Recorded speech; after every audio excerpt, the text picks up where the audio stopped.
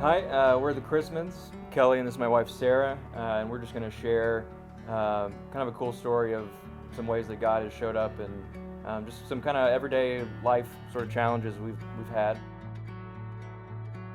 Goes back to February. My car broke down, and so we were looking for a new car, and we ended up buying one online. We all loaded up, took it out on our test drive, and we noticed a sound. Kind of a grinding sound that was clearly not a good thing. And so I was driving to work the next day, kind of worried about the car and just kind of getting ready for my day. And then I got a call from my wife. Yeah, I had been sitting in our living room reading my Bible, ironically asking for the Lord to show me His presence that morning. And I heard this really loud rushing sound all of a sudden.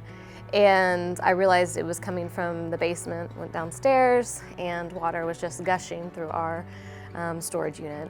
One of our pipes had burst down there, and it was just like a waterfall all over our boxes.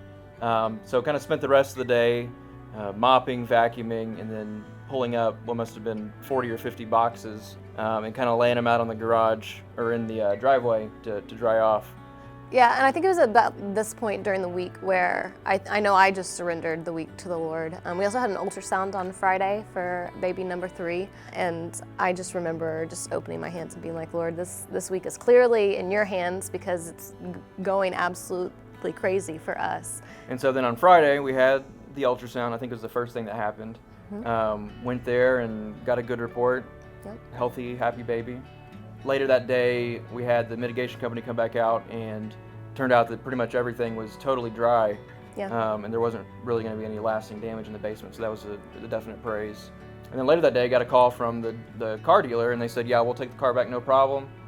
They even waived some of the non-refundable fees that were associated with it. Miracle. I kind of felt bad at the beginning of the week, feeling upset about our material possessions. You know, they're just things. It's just a car. You don't need these things to survive. And so I felt a little bad for worrying about them.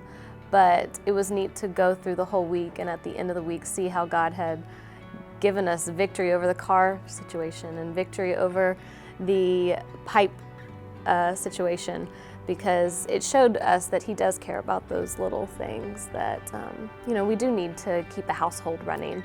I think that God really taught me that even when we're going through tough times, He's still there, and He's still showing up in small ways.